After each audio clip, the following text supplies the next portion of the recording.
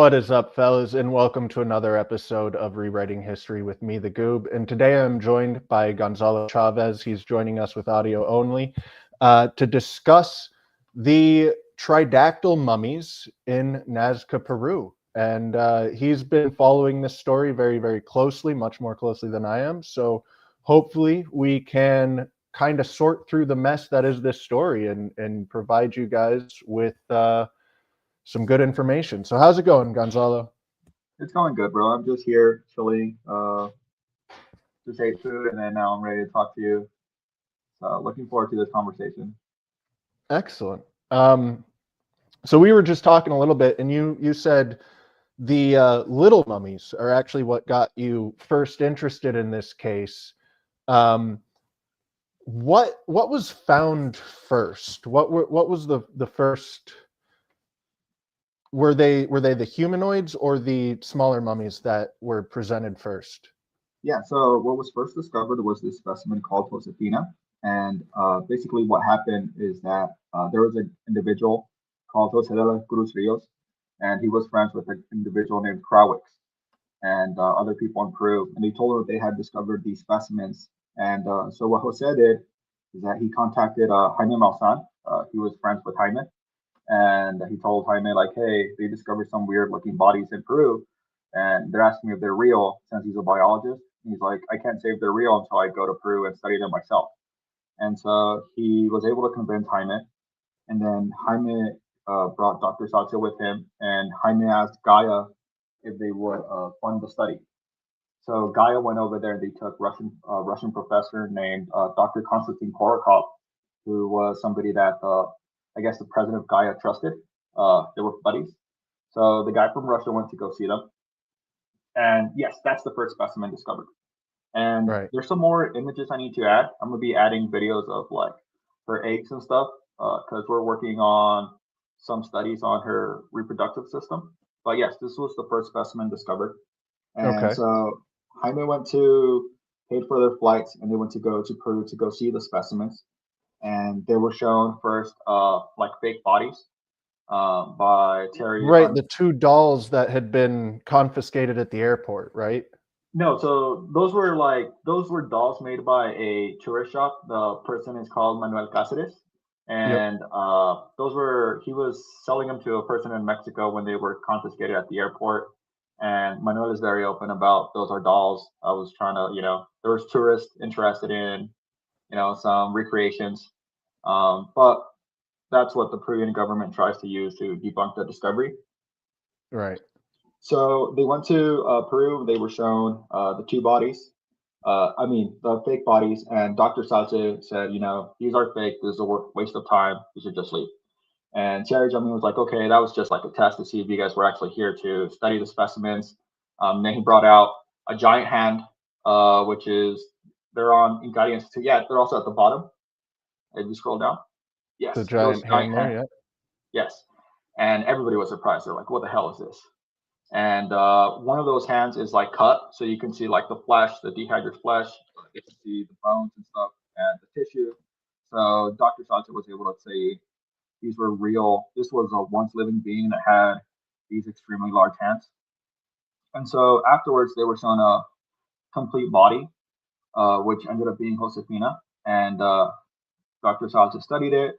He said, okay, I think this is real, but I can't say they're real until we do x-rays and medical scans. They were able to convince a local hospital in Peru to let them study Josefina. And that's when they discovered she was pregnant. Dr. Salsa was shocked when he saw she was pregnant, that she had like an implant on her chest. Yes, those babies. And then after further studies, they were able to find little babies, at least in one of the eggs. And then there's a fourth egg that is so small that it's like she basically died as she just got pregnant. So there's like this very tiny egg that's like was barely just starting to grow when she died. Yes, I think that one's it. Yes. Yeah. And that's why when I talk to Dr. Sache, he tells me like these specimens are real because you can't fake that little small egg. And then they found an embryo inside. But yeah, so you're cutting out a little bit. Yeah, so I've been like uploading the images. Yeah, so I've been uploading images of the medical scans Josefina and stuff. Yes, you can see a little egg right there. And so this is what basically convinced Dr. Salsa that this was a once living being. And then afterwards, the next day, the grave robber told the people, his name is Mario. He was like, hey, there's actually a bigger specimen that we discovered. We haven't really shown anybody, and we're interested to see if it's real. And that's when they brought Maria. And that's when everybody was surprised because Maria is basically 5 foot tall if she stood up. She has no ears. She has like a different type of like mouth than humans. Uh, I do have pictures of her also on the specimens tab. And Right. so they were surprised by this specimen.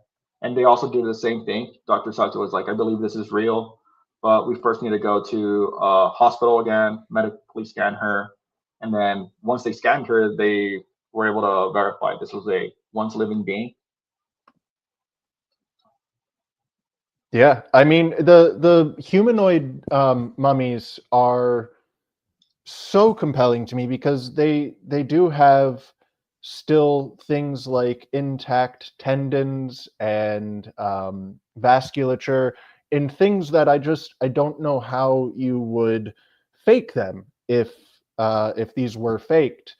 Um, Yeah, they also still have their feces. So they died with like, uh, their feces still inside of their intestines. So I know that Joyce Mantilla tested it.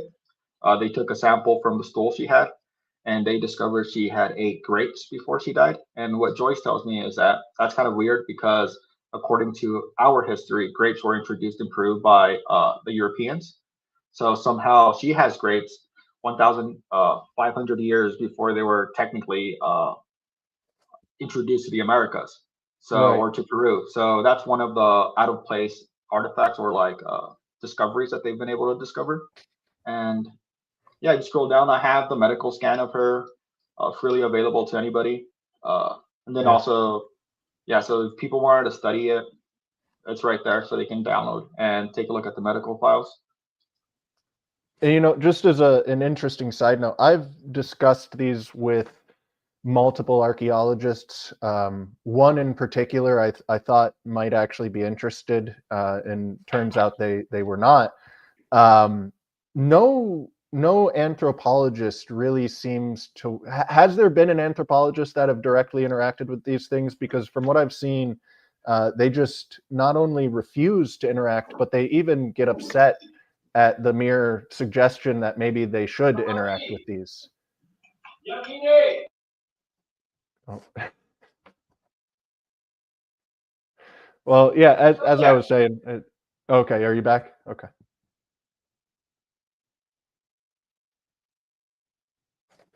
Are you there?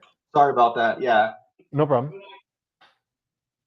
yeah. So there's been like anthropologists to go study this specimen. There's one called Dr. Piotti, and he has been studying the specimen for a few years now.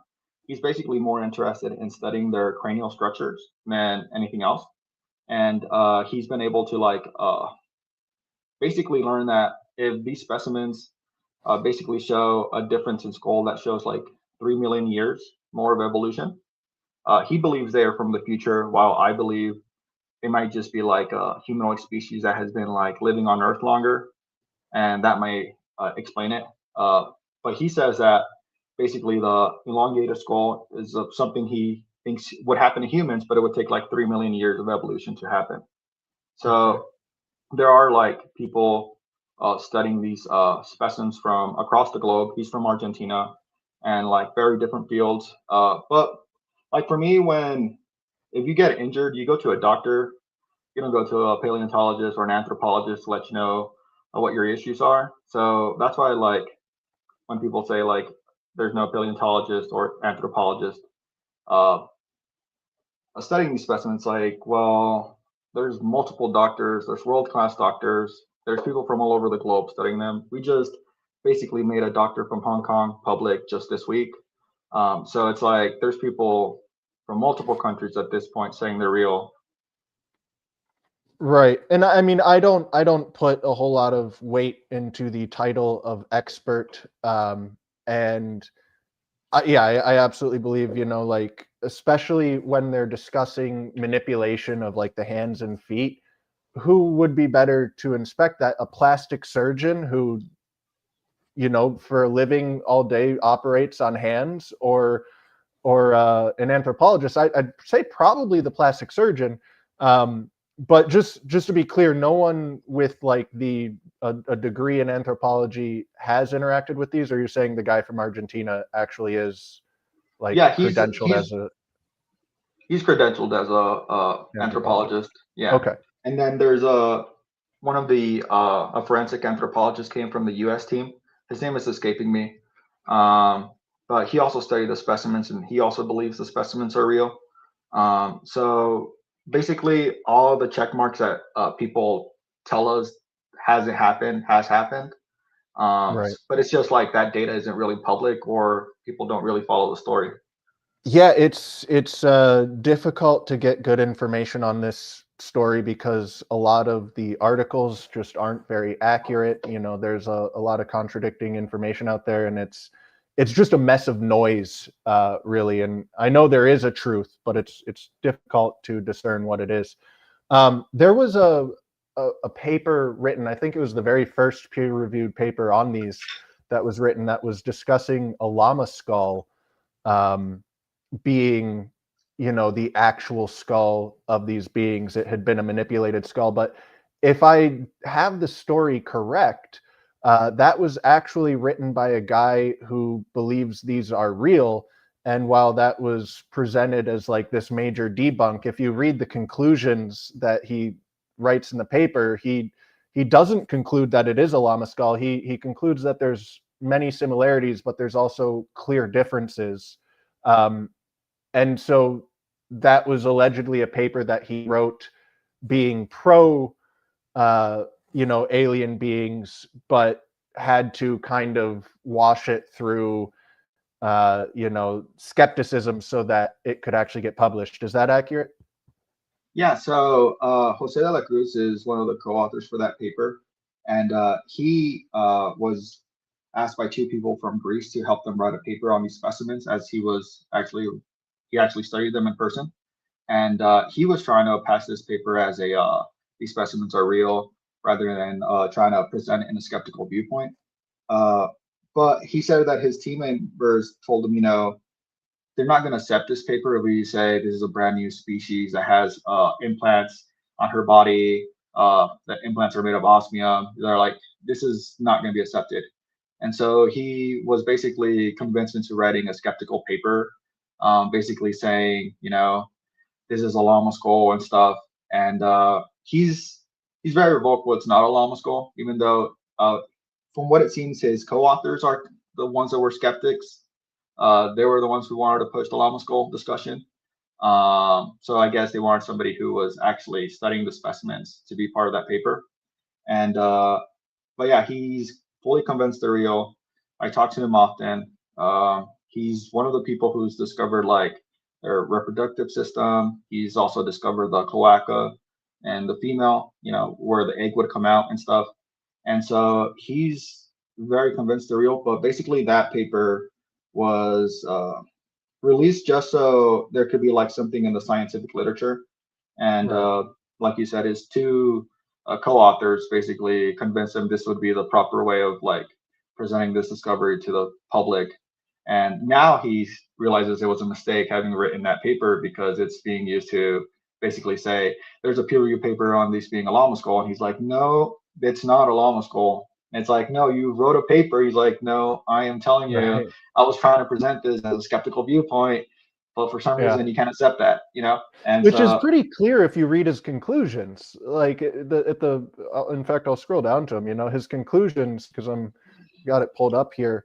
Um, he goes over his conclusions, and yeah, he points out many differences that would be hard to account for if this was a llama skull. yeah, there's Yeah. a lot of it's because it's not just a skull. That's the part I never understood of, like, when people tell me that's a llama skull. It's like there's an entire body underneath the head. So like, Oh how my does a goodness. yeah, so like, how does a skull explain everything else? There's three fingers, there's three toes, they have nails, they have eggs, they have implants, they have veins, they have like what else is necessary. And like now for me, I don't really pay attention to it because the medical files are now public. So it's like you no longer have to believe me when I say they're real. Like you can now check for yourself that they're real. Um, and that's been like what I've been basically interested in, just making the data public so people can study it themselves and then come to their own conclusion. And Yeah, I've got your website, tridactyls.org, linked down below. It is a wonderful wealth of information on there. yeah, I'm glad. So you Basically, mentioned, sorry, go ahead. yeah, basically it took me like a year and a half to convince them to like release the DICOM files. And then somebody was like, one of Jaime's team members for his company was like, I'll make you the website, but I'll charge. I was like, if you guys give me the DICOM for free, yeah, and I can release them, I'll make this website for free. And they agreed. So that's why the website's there with all the data. So I was like, this has been Major what I've been props trying. to you then, man. I didn't realize you were the one behind getting the DICOM files released. That's fantastic. Yeah, it literally took me like over a year to convince them. But once I did, now it's public. They're super happy because we were getting people from all over the world studying them. Um, the media is coming, there's more scientists going to university to go see them. And it's, to me, it was like common sense. People can't just trust your words. They need to study the specimens. Right. Yeah.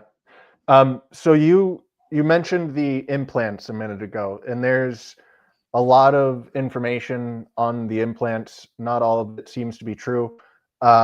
These are they're not mechanical or electronic in any way. They're just metal implants, right? Yeah, so they think these implants are for biomedical purposes because they're on top of injuries. So, for example, Right. Alberto has They're always on like a broken bone or a healed bone, yes, right? exactly. So Yeah. they think this probably serves like a purpose on that aspect. When it comes to Alberto, he has one on his hip and he has like an injured hip in that side. And then when it comes to Josefina, she has like a broken clavicle and she has the chest implant on her clavicle. Clara, which is the one in Mexico, which was shown in the Mexican Congress, she also has one in the chest. It's pure silver, but she doesn't seem to have any injuries on that area. So she's like one of the unique cases. And then Montserrat, she has like 10 implants on her body. She has one on the forehead that is gold, and she has 10 all over her body. She has one on her hand. And nobody really knows what these purposes are for her specifically. They've also found one on the specimen called Joyce, which is the first 5'11" male, and he has a gold implant on the forehead. And yes, that's the where she has the, and you can see Yeah, the other implant Montserrat right there. has the forehead implant right there. Yes, and she also has that one on the side. I don't know Yeah. if you can see it. It's kind of silverish. Yes. Yeah.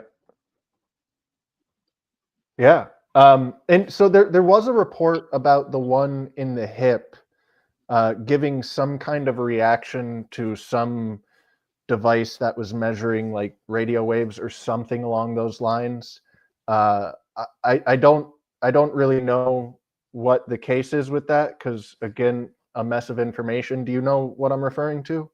Yeah, so that was a study that was proposed by Giorgio Piacenza, and he was basically there when they did a medical scan, and the medical scan seemed to be showing some energy coming off from the hip. And so he was like, "Hey, I have like some equipment to see if like it's transmitting anything." And he did a test. He did a preliminary study, or just like use the equipment, and they detected some energy coming from it. But he doesn't rule out it was interference because he was surrounded by cameras. He was surrounded by like other medical equipment that was also there. So he says like it may have been giving signal, or it may have just been like interference happening during that little quick study he did. Okay. Okay. Yeah. I mean, they just visually, like, they don't appear to have electronics or anything. They seem to just be metal implants, and none of the others seem to be giving off signals. So that seems like a reasonable possibility. Yes.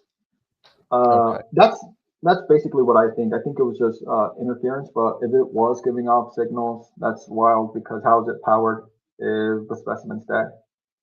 Right. Unless it has some sort of unknown energy source.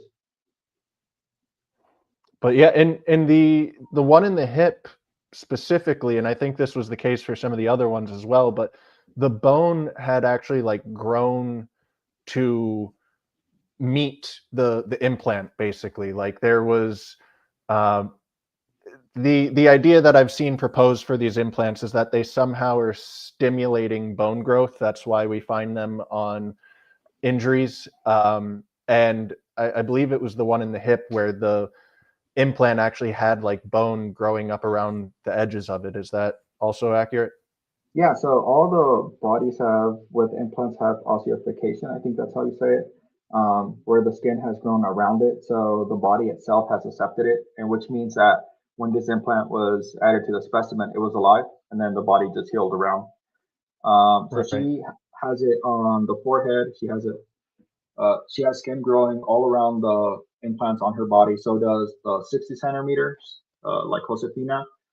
If you talk to Dr. Ibing guy, he actually removed a sample from one of the implants she has, and when he took it off, he took flesh and tissue with it, and skin. So he says like that's how he knows it's real.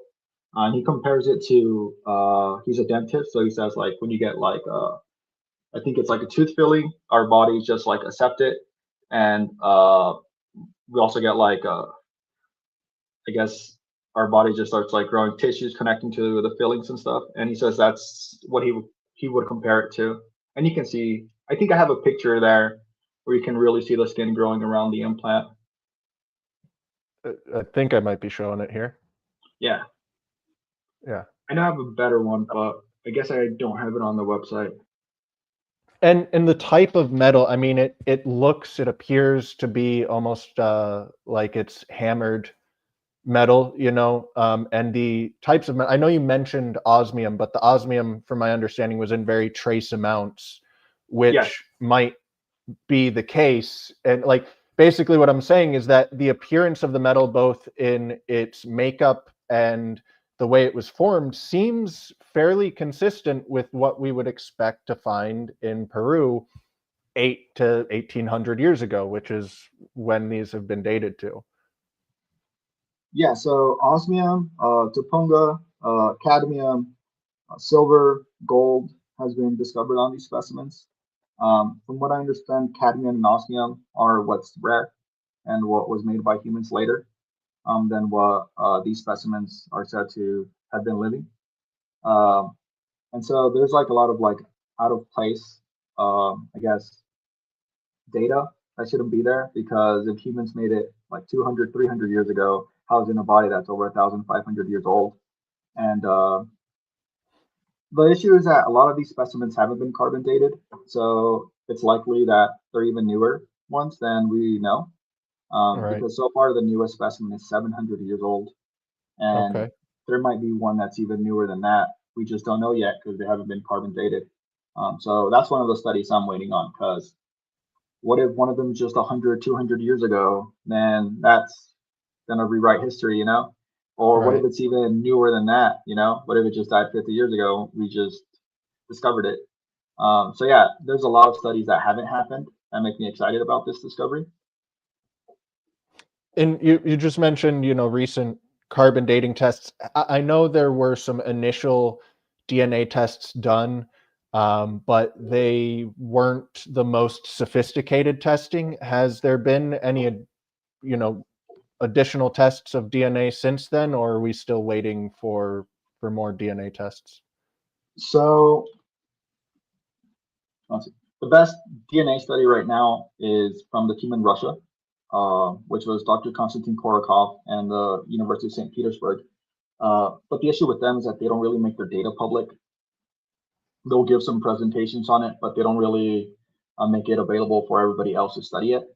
And when I talk to like the professors in Peru, that's also an issue they have is that the data isn't really public when it comes to their DNA studies. For example, they'll discuss Victoria, which is the one that doesn't have a head of the 60 centimeter. They'll say she's not human and she's not known to like another, I think they compared to a million species, and it's like there's no similarity. So she's like a brand new species. They did Maria, and they'll tell you Maria is like, people say it's like 30% human. From what I understand, it's like 30% human, 70% alone. But most people, when they discuss it, they say it's 70% human and 30% unknown. From what I understand, it's the other way around. it's it's more unknown than there is known. And Right. but they also studied Wawita, and Wawita is she's an artificial tridactyl. By Right. that I I was going to mean, bring that up later. Yeah. yes. By that I mean is like they also DNA tested her, and they only done one discussion, and they said she's not human and she's not tridactyl. So, and then if you go into like the work of David Velasco, he basically went to like tribes or people in Peru who their ancestors would have like coexisted with these beings, but he did it in Chile, Peru, Bolivia, Ecuador, basically as much as South America he could, and he would get stories that these beings would marry humans, have kids, and then hybrids would be born. So I guess one of my beliefs is that Wawita may be an example of a hybrid, and that's why the Russian team, after the 2019 study, just no longer discuss her, as she's probably like the first evidence of that. So Um, Wawita is a child. yes. Yeah, a young child. I had something pulled up on Wawita. I'm struggling to find it. Okay, here's an image of him on the right from the thumbnail there. That's Wawita No, there. no, that's Yep. I think that's Santiago or Sebastian. The name's Oh, okay. Wawita is if you go on the Alien Project website, Okay. they have a really good pictures of her.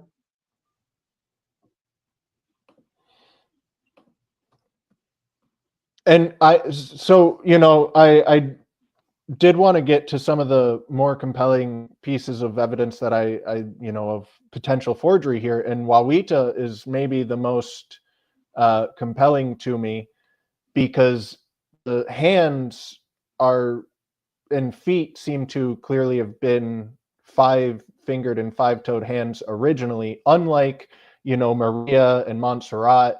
You can actually see where like the fingers and toes had been chopped off on Wawita.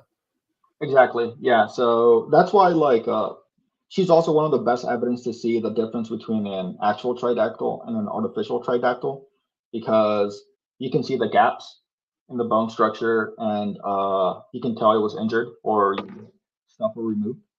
And but yes, the difference though with Robita is that she has gray skin. She has larger eye sockets. They'll say she's like 2 years old, but I know from like discussing with them, they think she might be under 1 year old. And she also has 19% larger cranial volume than an average baby. So she has a lot of like the tridactyl traits, but she just was born with 5 fingers. Okay. It took me a minute to find a picture of Wawita, but I believe I've got Wawita pulled up now. Yes. And that is a big head. I was going to comment on that when we were looking at Maria a second ago, because Maria is clearly not a llama skull. The llama skull were for the little guys, right? That whole argument. The humanoid ones clearly have human skulls. And so even if you're going with the argument that these are fake, let me pull up Maria again real quick here. I mean, you can look at the size of that skull, like even if this is a quote unquote fake mummy, that skull is very, very real. That skull is undeniably real. And like you said, the eye sockets are abnormally large. The cranium is obviously not a normal cranium. And there's no way to fake that. It's a solid skull. Um, You also don't see ears. That's right. like, yeah, so that's something that's very unique. Yeah. So, what, taking a slight turn here, what's your opinion of Jamie Mousson? So I've actually gotten to know him or like talk to him. Uh, I think he's a great guy. He basically reminds me of like my family. He's very, he's a fun. Everybody tells me he's a funny person. I can't wait to meet him in person. Um, he doesn't give me any vibes like that he's a hoaxer that you see discussed. I just think he's like somebody who um, is very interested in this subject matter, so he tends to do mistakes. But we all make mistakes, and Right. so when it comes to this field, people are very unforgiving. So Yes, they that's are. why, yes. So that's something like I've been learning just from like interacting with him, interacting with his team. I've got the sensation that he's just like just trying to bring us the truth. He's made some mistakes in his life, and he's learned from those mistakes. And that's why if you look at his studies now, it's more like physical evidence based rather than like videos and stuff. It's because he's learned, you know, from those previous mistakes. Okay. Let me refresh real quick because my camera's frozen. I'll be right. Yeah, no worries.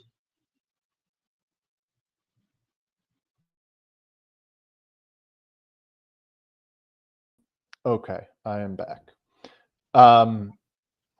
So yeah, I don't know what to think of Jamie myself because he's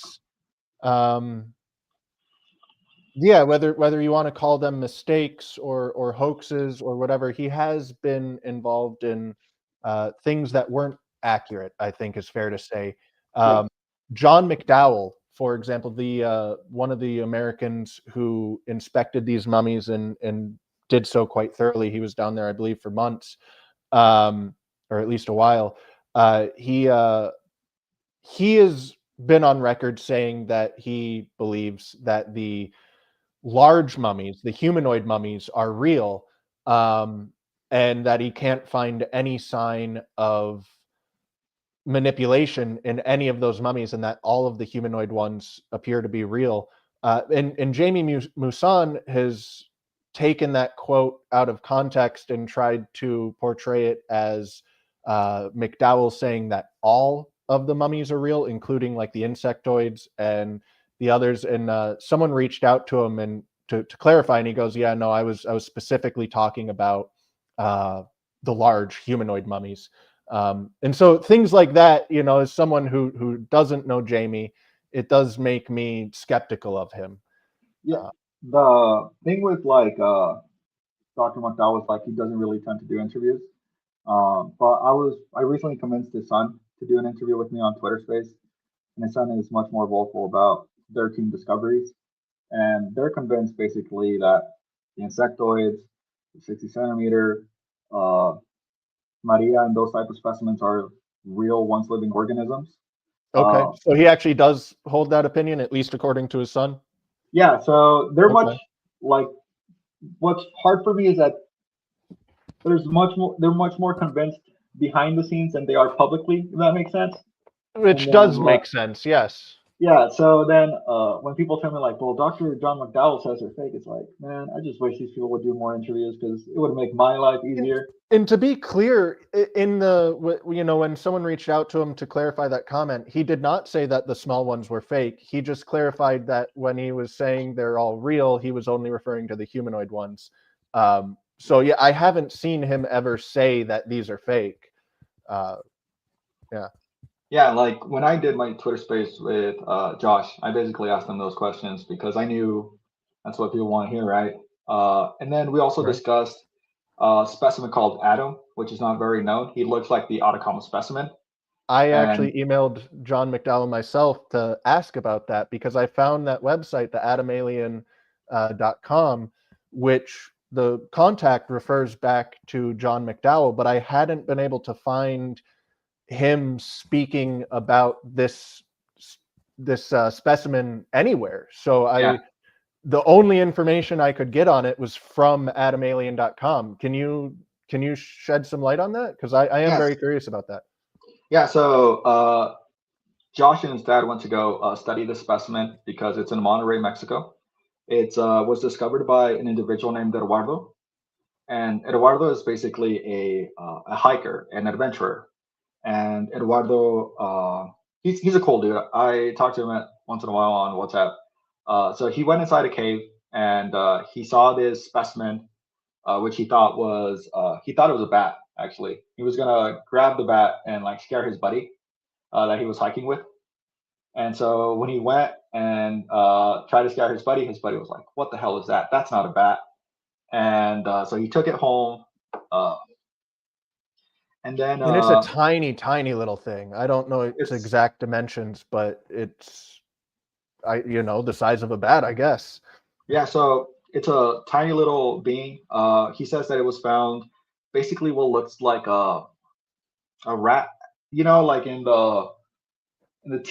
cartoons, they would make like rats lived inside of the house. It looked like they had a door and they would walk through those doors. That's basically what he describes the opening looked like. Like it had a house inside this cave, Okay. and he had died basically outside of the little house it was living in. And so they were able to convince John McDowell to go study it, and they went to go study at a veterinary clinic in Monterrey, Mexico. And yeah, it has calluses on the feet, so it walked, you know. Right. So apparently, Josh tells me they're convinced this was a once living being. I do not.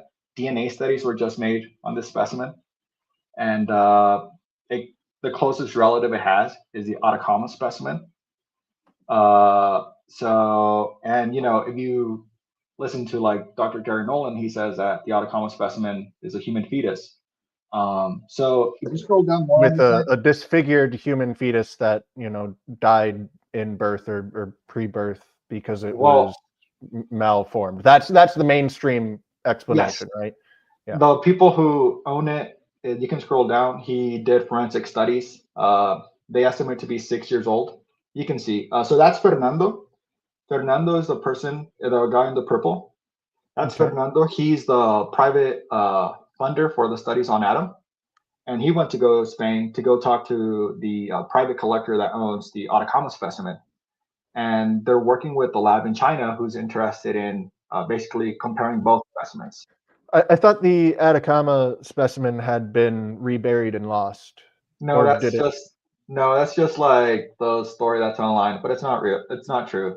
That individual owns it. You can tell that picture's from February of this year, so he still owns it. You know, and he's been like basically looking to do future studies, but the issue for him was that there was no number 2 that he could compare it with. But now a second specimen was discovered with Adam, so now they plan on doing DNA studies and comparing it to the Atacama specimen. They found a second one. Oh, yes, Adam is what they're considering to be the second. Oh, Adam is the second one. Yes. Okay, so because with the DNA studies, the preliminary studies, they learned that Adam's closest relative is on top, the Atacama specimen. So now they want to do like more thorough studies to compare both specimens and see if, you know, is it a brand new species or are they like subspecies of the same species? But from talking to everybody that's involved in the Atacama specimen study or that I've been able to get in contact with, nobody believes the story that Dr. Nolan and them are saying that's a human fetus. It's because they've been getting it studied in Spain for years. And but they've been going more with a forensic route rather than DNA studies. And so that's where it gets interesting to me because there's this mismatch between you could very easily prove your claims, but you're choosing not to, kind of. Yeah. So the issue I've always had with like Dr. Nolan's study is like he should have like forensically studied the Atacama specimen in person and then done DNA studies, because then it would have been a thorough study. It wouldn't just been like interpretation of like one single data set. Because, for example, the Atacama specimen has teeth. Adam has teeth. Atacama specimen shows calluses. So it had to have walked in the desert in order to have formed those. So there's like a lot of little things that make it hard for me to believe it's a fetus, especially the teeth aspect. Because because like how does it have teeth if it's a fetus, you know? Yeah. Okay, so John McDowell is he hasn't been an alien guy his whole life. He just kind of got interested in this with the Nazca mummies. That's yeah. And then basically people started reaching out to him and his son, and his son would be like, "Hey, Dad, this is available for research, and do you want to go see it?" And sometimes he'll say yes, sometimes he'll say no. Josh has been shown some really cool stuff. Like he's not public about, I guess. Yeah, and they're still coming out with more of these Nazca mummies, right? Like there keeps becoming more and more of them. Yeah, so they've discovered in total, I think, more than a dozen publicly. Like right now, we have Maria, Montserrat, Joyce, Paloma, Antonio, Sebastián, and Santiago. Then but we still don't know where they're coming from. That location is still a secret. So the location is a secret because of the grave robbers. So that like basically, and then also from what I understand, the new bodies are coming from a private collector who passed away, and this private collector wanted to confirm the discovery in 2017. But then he saw like the government of Peru was basically debunking everything, and so now that he's like passed away, from what I understand, he is basically letting researchers study those specimens, and that's how we learned about Montserrat, Santiago, Sebastian, Joyce, Paloma, is Okay, I because thought all of those had come from the grave robber. no, they're coming from a private collection. And from what Okay. I understand, there's private collections all over Peru. There's private collections in the United States. There's private collections in Russia. There's private collections in Brazil. There's private collections in Colombia. So, and what's really blew my mind is like it sounds like there's rich people that have them inside of their house. And like if you were their friend, you'd probably walk in, you would see one of these beings on display. Uh, so it's like honestly, really that's been I guess the most wild part about this discovery for me.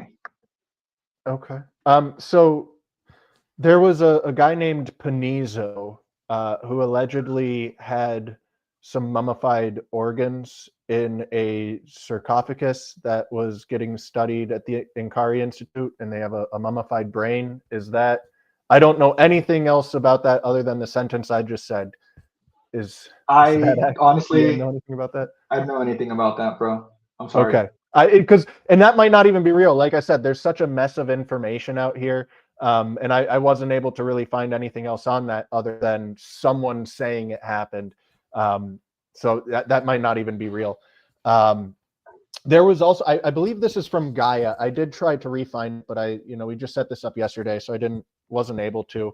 But I do remember very clearly seeing, I think from Gaia, they had some magazines released on this, and within those they had pictures of stones that were allegedly coming from the same location that these bodies were found, and these stones had been carved to look like aliens and dinosaurs and UFOs, and they had alien language written on them.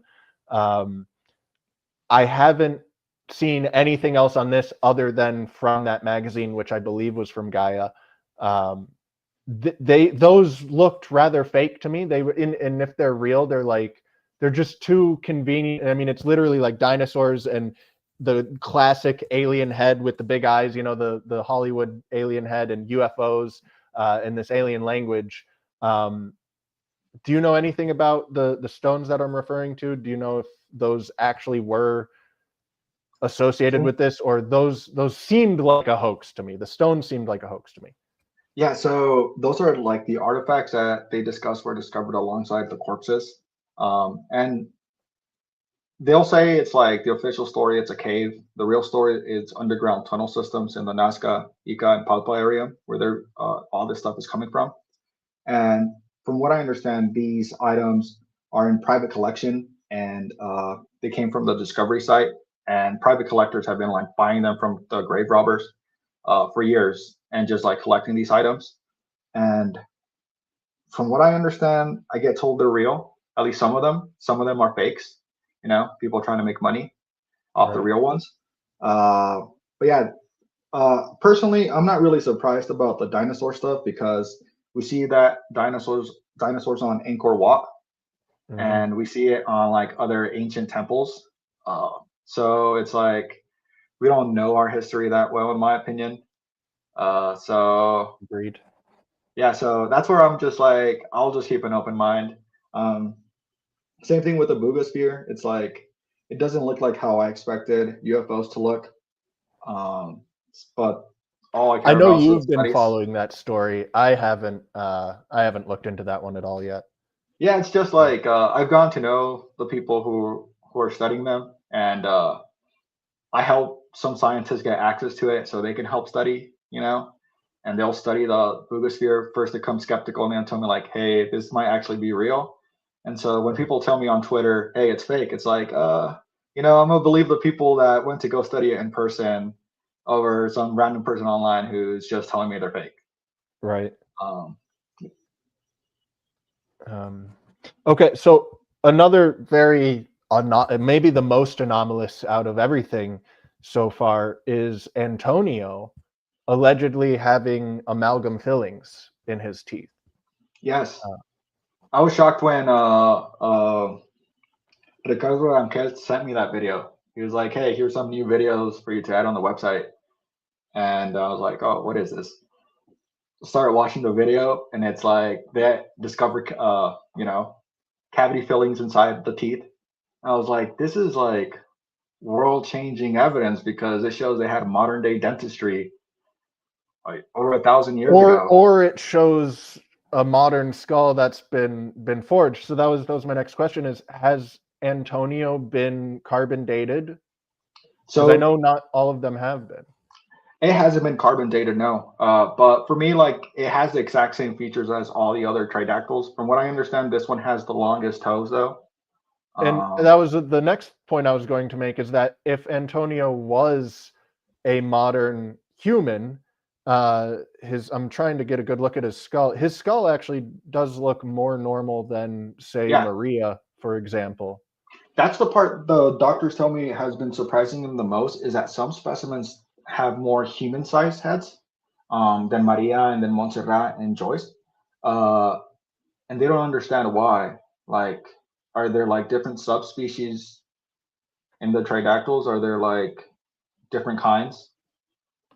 Right. And look, you can see this specimen doesn't even have ears as well.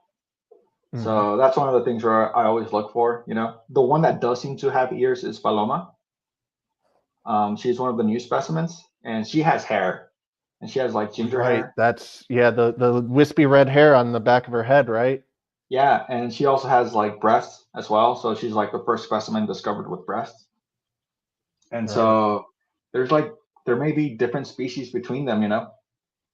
Yeah. I mean, the fingerprints is another little anomaly. They have That for me straight. is like that's like if you see I did home tridactyl fingerprints and then DNA because I was like fingerprints is definitive. You can't fake that. Yeah, So it's. that I genuinely don't know what the explanation for that would be if these were fake. Like, because not your entire body has those fingerprints, so it's not like they're just taking skin from some other portion. Like, you'd have to find straight fingerprints from yeah, somewhere in order to yeah. fake that. And they have to do it both for the fingers and the toes. Right. So it's like, where would he even get those fingerprints in the first place? And how would he even put them in the fingers and for it to not be shown in the medical scans? Because Yeah. the cuts would be seen. Yeah. And that's Paloma, the one on and Joyce is named after Joyce Mantilla. They were saying, we're thinking naming it Fernando or Joyce. I was like, Joyce, I'm just going to name it Joyce just so it kind of pushes them to name it after you. And it stayed. So I'm glad. Just Yeah. because, Very yeah. cool. And like, I mean, there's a bunch of You differences see, it's between. very human skull, though, just elongated. The eye sockets are larger, tridactylism. But yeah, A this different is one. number of vertebrae, I believe. Yeah, I believe it's They have two two less. less, I think. Yeah, Yeah. yeah. So again, like, this is clearly a human body.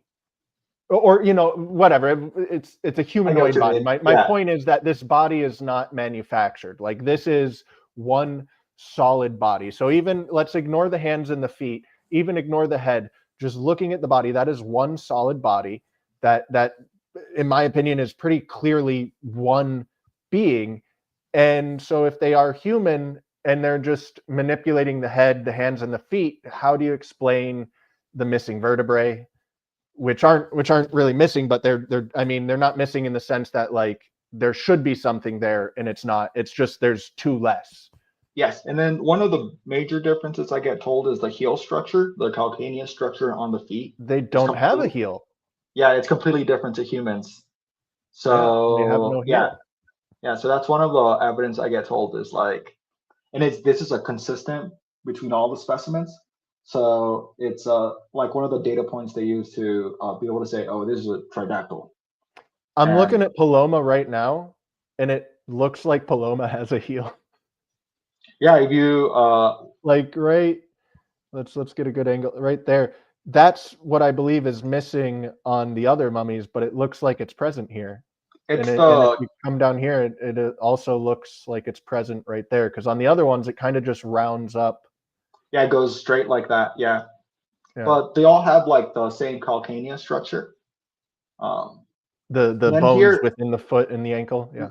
yeah, and like here's like this is Dr. David Ruiz Vela. He's basically like Dr. John McDowell's version in Peru, and he's basically in one of the videos I have there saying, you know, this is not a human. I think it's this video actually. All right. He's discussing the elongated skull and the eye sockets. And there's Dr. Chavez. That's Giorgio back here, the one with the polka dot shirt. Okay.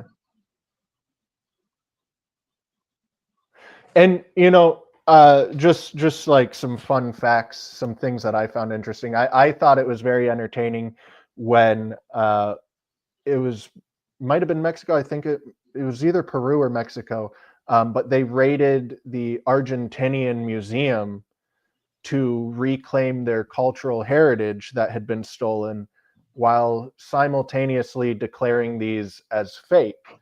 So how are they cultural heritage if they're fake? And there's been a lot of examples of things like that where as I've expressed, I am still skeptical of these things. There's things that make me skeptical. The little ones like Alberto and Sofia are difficult for me to accept. But then you also get these very silly things happening from the mainstream side, if you will, where they're just full of contradictions. And it gets difficult to. Yeah, In fact, there's I've got some images of the little guys here, because these that are sounds really like hard fun. for me to accept. Like Alberto here, this X-ray, I'm not an expert at all. I don't know biology, so I'm not the person to make this statement definitively. But that looks very fake to me. It doesn't look like a being that could exist, if that makes sense. Yeah, like for me, basically, Alberto has been at the university since 2019. And so I've been talking to like Dr. Roger Sunia, who's the head researcher for the university. And he tells me the body that we're looking at is a dehydrated corpse. So a lot of the issues that we see on the anatomy is caused because of the body having dried up. But the And bones themselves, like there doesn't seem to be like an elbow here. Same with like it's, the hips and the legs. Like I don't see how this thing moves, yeah, I've been told that basically this would be this being had when it was alive wouldn't have had any issues walking or living. It's just that we compare it to what we expect. Um, Right. so yeah, so that's been the part where I've had to like basically change my viewpoint in a lot of things. It's like, okay, should I listen to like the hands-on researchers, the people who are studying it, or should I like listen to the people online who are like just trying to come with an explanation? Or do I listen to like the doctors who run the medical department, or do I list, like there's so many people who've studied these specimens at this point where, And and I, I like I was talking about earlier, it's and you were mentioning earlier that it's difficult to get the direct sources for these things. So I personally haven't seen people interacting with the smaller ones and really declaring them real. Like I was talking about John McDowell, he clarified that he wasn't referring to them but then you spoke to his son, so you have a lot more insight into this than I do. Because one of the links I linked down below is like, I don't even know, I think it's like 31 different credentialed people who have interacted with these things in person and inspected these things. And the general consensus is that these aren't forged, but I struggled to find specific references to these credentialed people actually supporting the smaller ones, if that makes sense. yeah, But you've heard it from John McDowell's son. Have you heard it from others as well, that they are behind the smaller ones? yeah. So when it comes to the smaller beings, people who told me it's real is Dr. Salce. Martina Chirica is the person who owns the two specimens in Mexico. And he basically runs a medical clinic in Mexico. And so he has employees that would tell him if it's real or fake, you know. And he takes him to hospitals in Tijuana to get it studied. And the video of his visit to Tijuana is online as well on YouTube. And there's You cut out also, there. Can you repeat that? yeah, so there's Martina Chirica. He's the private collector or the private custodian of the specimens in Mexico, and he owns a medical clinic. So for me, like, he has employees that would tell him if these specimens were fake or real. And he also takes them to like clinics in Tijuana or Ciudad de Mexico because they have some of the best clinics in Mexico because of what is it called, medical tourism. Uh, Okay.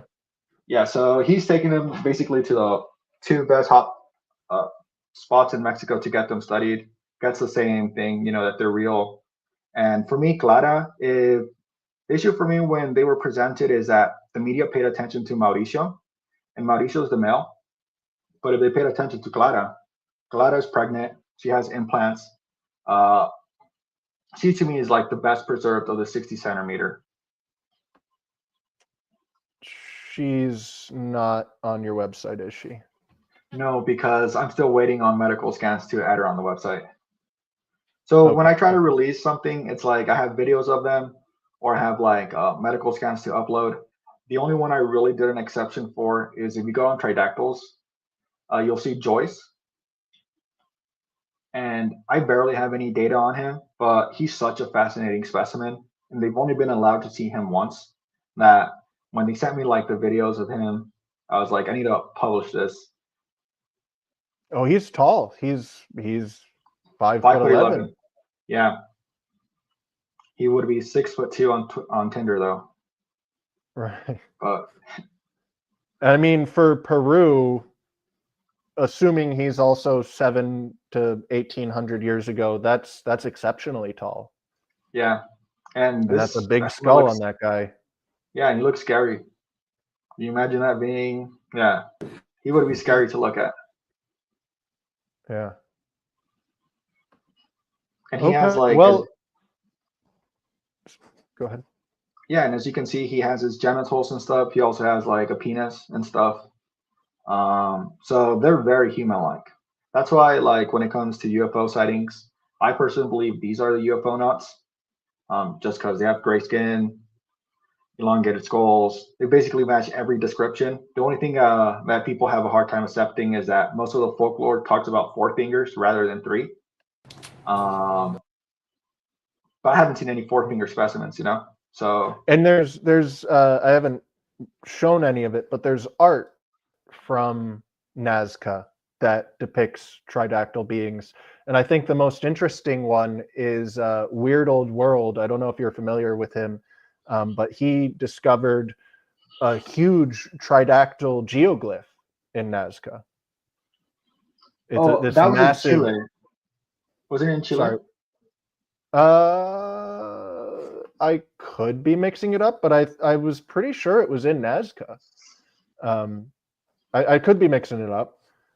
Yeah, but there is a tridactyl with what looks like a sphere on the side, geoglyph in Okay, Chile. but along with all the other Nazca lines, Weird Old World did find, and he filmed it with a drone shot. You can very clearly see this massive tridactyl on the side of the hill. I'm pretty sure, I'm scrolling through his page now looking for it. He posted it quite a while ago, but yeah, I think it was in Nazca. Let's see. I know on my if you search Chile in my Twitter, you'll see I uploaded the video. But I don't think it was Weird Old World. I know it was some small channel, Spanish speaking channel. I uploaded it.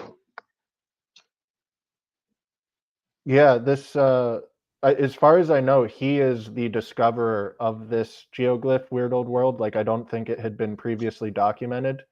I'm not finding it, unfortunately, right now, but I'm like 99% sure it was along with all of the other geoglyphs in Peru, in Nazca, and it's massive and it's very, very distinctly 3-fingered. and three-toed.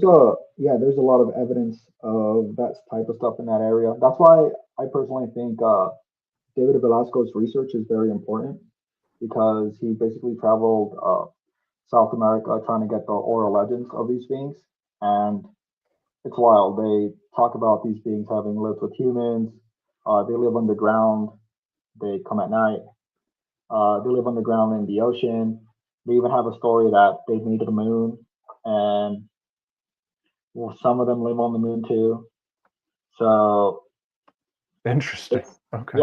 it's a wild story because where would I go to learn more about these stories if I wanted to? Because I'm not familiar with this. Yeah, so if you go on Amazon, his book is called "The Message of Nazca," and it's a good book. I read it in Spanish because it first came out in Spanish, and he basically covers the oral history, manuscripts that the Spanish took when they first arrived to Peru, and they talked about seeing these beings as well. That's why, like Montserrat showing evidence of having been killed, Antonio showing evidence of having been killed. Yeah, they had pretty brutal deaths too, it seems. Yeah, it looks like Montserrat suffered, chest injuries, and I spoke to the doctor earlier today from Hong Kong, and he told me he doesn't think it's the lower injuries were probably caused by like a brute force. So she was basically beaten both in the chest and like the lower area. So yeah, it seems like she suffered. And then Antonio shows evidence of having been stabbed. I know that Dr. David Ruiz Vela says he found the puncture wound also went through some organs. So he had a brutal death. And my question is, what was it humans or was it, other NHI? Right. In I might be mixing this up. I think it's Montserrat has no heart. Or Maria. One of them does have a heart and one of them doesn't. And I wasn't fully clear on what was suggested there. I couldn't tell if they were suggesting that the heart had actually been removed or if they were just suggesting that it had kind of deteriorated over time. And from what I understood, Montserrat's heart shows heavy blood loss. And then Maria does have her heart. Right. Okay. Well, we've covered pretty much everything that I wanted to cover. So if there's anything that, you feel like is being left out and you want to add, please, For me, like when it comes to this discovery, you don't really need to listen to me or listen to the researchers. The DICOM files are available. So if you think they're fake, if you think the 60 centimeter are fake, there are 4 specimens available for research that you can study on your computer and come to your own conclusions. There's Montserrat, Maria, Guavita available for research as well, so you can study them and come to your own conclusions. I'm waiting to be allowed to release Santiago and Sebastian, which are the 2 childlike specimens. And then once I release those, you guys can come to your own conclusions. So for me, like when it comes to this discovery, we're at a point now where the data is public. And so now it's just up to people to Thanks to you. Yeah, took me a year, but I'm just happy I was able to do it. And now people can just like educate themselves. They don't longer need to believe us, or believe me. It's right there. And if you think they're fake, like just show me the data. If you can show me where they cut, where they put the llama skull, they connect it to the neck, and how they put the veins to go through it. Show me how the brain is still in there. I'll believe you. If you can like explain all of that with data, you have 3 specimens. And so like that's where I'm at with this discovery. It's like the data's there. It's up to you to show me now. And that's part of the reason why I'm so frustrated, and I really shouldn't be shocked, but I kind of am, that the attitude of archaeologists that I've tried to discuss this with, they're of course, they're fake, they're fake. But even the archaeologists who I really thought there was a decent chance they would be interested in this, and they told me they had inspected the DICOM files previously, and they were convinced they were fake. And so I asked for, okay, like what's the reasoning? You know, why are you convinced they're fake? Because you are an anthropologist that specializes in ancient human remains, you obviously know better than I do. So like, what did you see? And the response was basically, well, I didn't actually see anything on the files, but the files themselves could be fake. And yet they were still maintaining that these were 100% fake, and they had absolutely no interest in going and inspecting them themselves. And that was from an archaeologist who I thought would be the most likely to be open to this type of thing. And the responses I've gotten from other archaeologists have just been straight up angry. I'm like, if you believe these are fake, but they are legitimate ancient remains that are being mutilated, like, wouldn't you want to expose that so you could shut this down? And I just get like irrational, angry responses from them. So it is strange that we have all this data out there and people are so adamant that they're fake. And you know, besides the couple examples that we highlighted, like Wawita does have its hands and feet manipulated, you know, for the majority of these things, there really doesn't seem to be much of an argument for them being fake, especially the larger humanoid ones. Yet they're so insistent they are. Yeah, that's honestly when I first released the DICOMs, I was told by a professor, they're fake. The 60 centimeter. He's like, I saw evidence that, you know, I saw cuts. I saw how the llama skull was added in there. So I was like, okay, just tell me what files you see that, and I can open it on my computer, and I can see it myself. And he was like, no, Right. it's there. And it's like, why not just give me the file numbers? I can open the file myself and take a look. Like, no, it's there. It's like, dude, Yeah. are you just like lying to me at this point? You know? But for me, like, I know there's none. So I just I like seeing those type of arguments because it's like, uh, for me, it's very simple. If they were fake, I wouldn't have built a free website. I wouldn't have gone through getting all those videos. I wouldn't gone through the trouble of getting all those research papers. I wouldn't have like worked for a year trying to get these DICOM files. I wouldn't have you know, built a back end, built a front end, you know, build a database, make sure it's secure, do all those stuff that I do for my work if I thought they were fake. And then make it public so people can show me how I'm wrong. You know, like it's against my best interest to make all this data public if I'm trying to show that it's a was fake one other story. complaint that I repeatedly got from archaeologists was there's an open invitation for these to be studied, right? Yes, I just have to send them directly to Dr. Suniga, and Dr. So Suniga. all of the archaeologists made the same accusation that that's not a real invitation. Now again, none of them had like reached out and tried and got denied. So none of them were saying this based off experience, but every single one goes, oh, that's a fake invitation. That's not real. So I haven't heard of anyone getting denied access. It seems that they just aren't interested in even asking, but is that a real invitation?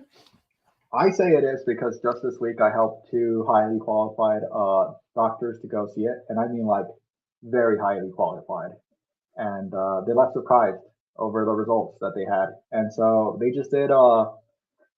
I connect them to Dr. Suniga and I connect them to Joyce Mantia, and they were free to discuss with them, and they went to the university to go see the specimens. Uh, so that's where I have issues. Is like people tell me, "Oh, you can't get access." I was like, "I can ask for the Professor Suniga if he would give you direct access." And that's when it becomes like, I guess they don't expect it to be that easy, you know? Right. Because I can, me and Dr. Suniga talk a lot. So like, if I tell him like, "Hey, there's this scientist that wants to study the specimen," he's like, "Yeah, just send him over my way. You can give him my phone number, and it's right there." Fantastic. And so like when people tell me, you know, they don't give access, it's like I can get you access to the bodies and I can give you access to the DICOMs. Like, what else can I do? The data is right there, the bodies are right there. The professors want to confirm this discovery, so the more scientists that get involved, the better. This is a university. The corpses are at the dean's office. They stopped 6 government raids from taking the bodies away. So if they thought they were fake, they would have let the government take them 6 times. Or the So government wouldn't have been interested in taking them if they were fake. exactly. So that's where Yeah. I'm just like, just follow the data, listen to the firsthand researchers. It's worked well for me. And now All right. now I can take my family to go see, non-human corpses if I wanted to, and that's been super cool. Yeah. Well, Gonzalo, thank you so much for joining me. If you do have anything else you want to add, feel free. But I feel like this has been an excellent conversation. You've helped to clear up so much. I really appreciate it. And I want to thank you again for all of your work. Getting those DICOM files released. That's the biggest thing in this whole story, is that those are publicly available now for anyone to study, like you're saying, and to learn that you're responsible for that. Thank you so much. Yeah, you're welcome, bro. Like, I just want basically, I don't like trust me, bro science. I prefer like studying it myself and then coming to my own conclusion. It took me forever to convince them. I'm glad I did, and now they're happy about it because they're getting, the doctor from Hong Kong just released a potential cause of death for Montserrat. None of the I team, read that article that you just posted. Yeah. yeah, none of them had thought about doing that study, and somebody did it, in the other side of the world, and we just got a surprise email on Thursday about it. So, everybody's happy that we decided to do this. Now, hopefully, I can do the same thing with the Boogosphere, convince them, like, hey, I'll build the website for free. Just let me release the data because they have medical files. They scan the machine. I want to release those so people can see. They have a lot of studies that they've done that are not public. Where it's like we should just release those reports and then people can study them or read them. They can debunk if they want. But it's better when the data is just public and then people can come up with their own conclusions. Like, Absolutely. yeah, that's the best. That's the way science works. Yeah. Do Well, you have any thank you. questions? No, I mean, you've answered all the ones that I had. Okay, just thought I'd ask Yeah. in case you had another one. Check out Gonzalo's Twitter, down in the description, along with tridactyls.org. Do you have anything else you'd like people to check out? No, bro, that should be it. I guess if they want to learn more about the atom specimen, just go to atomalien.com. I didn't make that website. I've offered to make them a new website if they wanted. But it seems like Fernando's happy with his choice, uh, so that's perfect. They're trying to make the data public for that specimen, and then hopefully next year we'll learn if it's the Atacama specimen and atom are the same species. That's one of the stories I'm looking forward to next year. Okay. So I don't have any additional questions, but I think some people in the chat do. Would it be acceptable to open up the Yeah, of phone line course, so bro. that people can ask them to you directly? Yeah, All feel right. free. I'm going to go ahead and provide the link because I didn't see anyone ask a question, but someone said I was missing questions from the chat. So if you want chat, call in and you can ask Gonzalo whatever you like. Did they have Yeah, feel free. testicles? I don't know if that's a serious Uh, question, but only Joyce has been discovered to have testicles and penis. So that's the only one. The other ones may just be females. We don't know yet. right, well, and I would assume the pregnant ones are. Yeah, and they like the report from China said that he discovered the vagina and stuff. So they're Right. basically like human female and And human it males. seemed like like she was raped to death, but not with a penis, but like she was sexually and violently impaled. I asked Um, him that because he said he was seeing comments like that online. I was like, "Is that what you're trying to say in your paper?" He's like, "No, I'm trying to say that like she was beaten harshly, like both on her chest and her lower area." Like okay. I asked him if did he think she fell, like they pushed her down like some cliff and like hurt herself, on her butt. He's like, no, like that could have happened, or somebody just beat her. So and that happened. That discussion I just had it. It was like midnight my time because it's like day his time. But yeah, this is all just like brand new data, and it's super cool having a doctor who's like willing to just respond to my emails. And hopefully soon he'll study the 60 centimeters because he said he wanted to study that next. So hopefully there will be better data on that because he finds them interesting. Okay. Well, the username gives me a bit of pause, but we're going to go ahead and try taking a question from the audience here. Hopefully it's a reasonable question. Okay. What's up? Oh, hey guys. I have a two-part question. Okay. So, how is there no evidence of dog aliens? I have no clue. So they didn't have any kind of dogs that they had, like as aliens that they brought here? Not that I'm aware of. Unless those little insectoids, maybe they were pets. That could be the case. I like that, dude.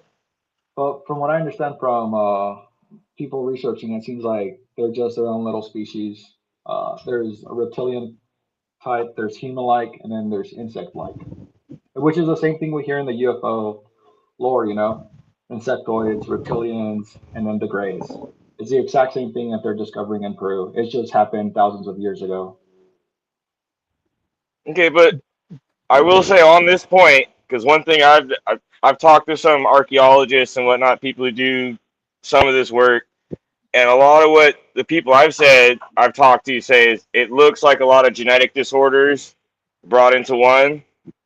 Like like the DNA test being partially human and then showing non-human traits, like that could also be attributed to genetic disorders that we don't understand yet, and how the DNA was being like you could have multitudes of disorders, like 20 or 30 disorders in one child, and you just so happen to find this child as the mummy because they worshipped it because it's an old culture.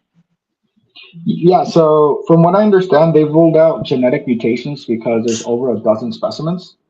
So they wouldn't all have the same genetic issues. Most of the time, it's like uh, it has tridactyl features, it has an elongated skull, bigger eye sockets, and this is consistent across multiple specimens. So that's why I've been told they've been able to rule out genetic mutations. And if you listen, even and especially the fingerprints aren't found in any humans. Um, that's why when I get send you pictures of new specimens, I try to get pictures of the fingerprints as well. Uh, Question: do they have belly buttons? They don't have belly buttons. No belly button. What? Yeah, they don't have belly buttons. Confirmed no belly button. That's How you not gonna have a belly button? Because they more than likely aren't mammals. I mean, Then yeah, how do the you ones go that poop? have eggs, the ones that have eggs wouldn't have belly buttons, would they? If they're from I eggs. don't.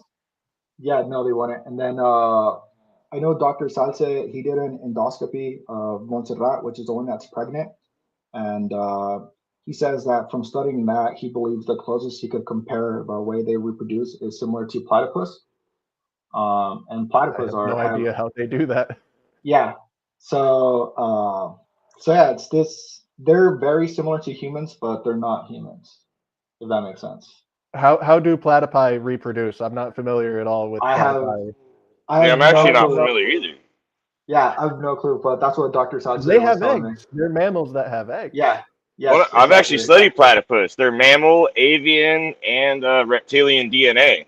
Technically, their DNA code has all three markers. They're one of the few anomalies, as you would say, They're in the very DNA. All right, that's all I had, guys. Sorry. All right. Well, thank you No for the worries, question. brother. Thanks, Gabe. So that did raise one other question for me. Have any of the insectoids been carbon dated?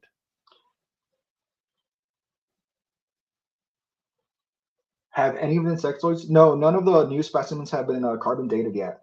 Okay. Yeah, I would be very curious to see how old the insectoids are, because I'm still skeptical, right? I'm still trying to attack this from both sides, and so when I'm looking at the humanoid mummies, right, and we know that they are actually ancient, even if you want to say they're hoaxes, like at the very least they're real ancient bodies that have been manipulated. But if the insectoids came back as ancient, I feel like that would be a lot more difficult to make that case. Yeah, the insectoids for me are one of the specimens that haven't been really studied. They've discovered 3 of those specimens so far. And everybody I've talked to is that these specimens are legitimate, but they haven't had really a chance to study. I know that Nucati if you go to the Alien Project website, there's a specimen there called Nucati, which is one of the insectoids. And they say that specimen is real. And she has many implants on her as well. You said she has many implants. Is that what you said? Yes. Yeah. I think it's spelled Nucati, Nukarri. Let me share my screen here. I'm trying to. There we go. Okay. Yeah, and then if you go on the discoveries, it's the insectoids. Yeah, so it's Suyei 1 and 2, and Nucati. Those are the 3 that have been found of that species. And one of them, there seems to also be like different age ranges, because one of them look more childlike, while others look more adult-like. I don't even know how you would tell that with these things, because these are, and they've been X-rayed. That's probably on this site here, and like they are full of tiny little bones, and these things are very interesting. Yeah, they were shown for the first time in the Mexican Congress in November.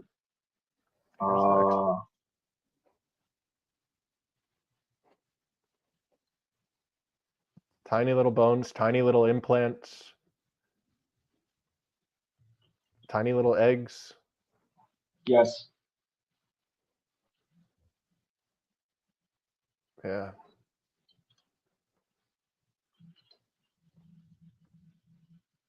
Okay. Well. So yeah, and then there's Suyei 1 and 2, which are 2 other specimens. Yes. Yeah, this website has a bit of a delay. I click and then it seems to go about 5 seconds later.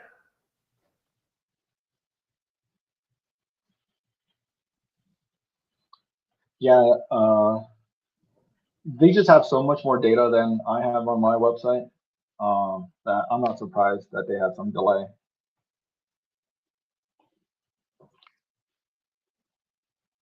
Yeah, I mean, that's certainly alien. That does not represent anything that we recognize on Earth. Yeah, the debunk I've seen from Skeptic is that that's a llama teeth. I'm like, how does that explain the rest of the body?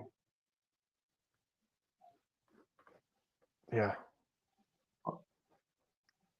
I honestly don't know what to think of these guys and of Alberto and Antonio, but it's there seems to be a lot more evidence suggesting that the humanoid ones are real than there is suggesting that they're fake, and so it does kind of make me consider that these could be real as well, even though they look ridiculous, right? Because they're foreign to anything that we recognize on Earth. So there's like an initial shock of like it just kind of looks ridiculous, if that makes sense.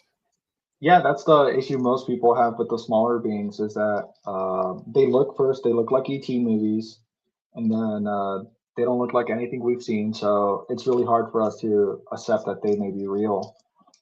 Right. What do you even compare them to? Because it's not, yeah. Yeah, so I know the researchers call them insectoids or insect-like. I try to keep it, if you go to my website, you'll see like I don't try to call the 60-centimeter reptilians or stuff like that. I just call them 2-foot tridactyls. When I add these on the website, they're going to be called proto-wing tridactyls. I just try to have it as neutral as possible. So as more data comes out, we learn what they are, you know? Right. But when it comes to like the human-like tridactyls, I'm just like, those are human-like, and I think it makes sense. Yes. Okay. Well, let me check through chat, see if I've missed any other questions here.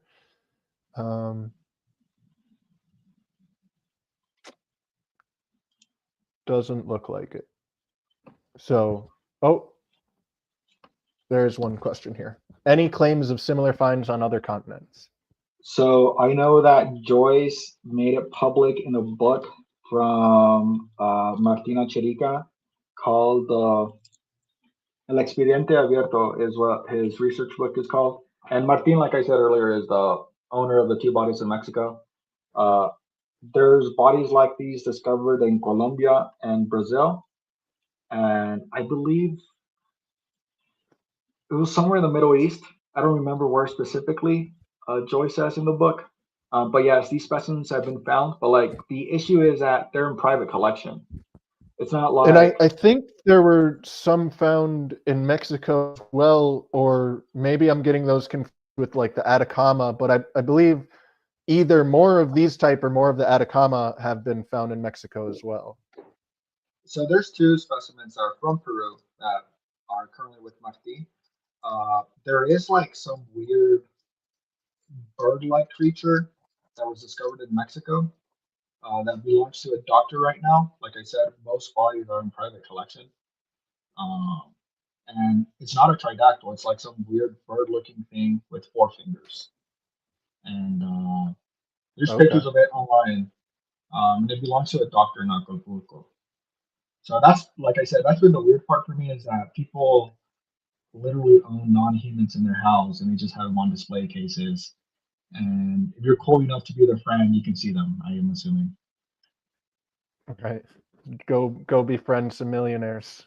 Yes, because I'm sure somebody in the U.S. has some evidence here, you know? Yeah. Well, thank you so much for coming on, Gonzalo. This was a great chat. Yeah, no worries, bro. If there's major updates in the future and you want a really small podcast to present them on, let me know and I'll have you on again sometime. Hey, I don't really do interviews, and I did an interview with you, bro. So don't worry. You shouldn't call yourself a small podcast. You're just, an interested person trying to learn about these things. And if you want to make an account on tridactyls.org, feel free, and I'll approve your request. That way, you can like study the 60 centimeters yourself. Take them to doctors you trust if you have any doctor friends, and then come to your own conclusions that way. That way, you don't rely on us on the data. You can just educate yourself on it. And that's the same thing to everybody else. If they would like to learn about these things, just go on that website. Just please provide us your name, because these are professors. They're trying to know who has access to these files. This is a university that's studying these with legitimate intentions, and so they want to know who has access to these files. Yeah, understandable. Yeah. Cool, awesome, guys. You take care, bro.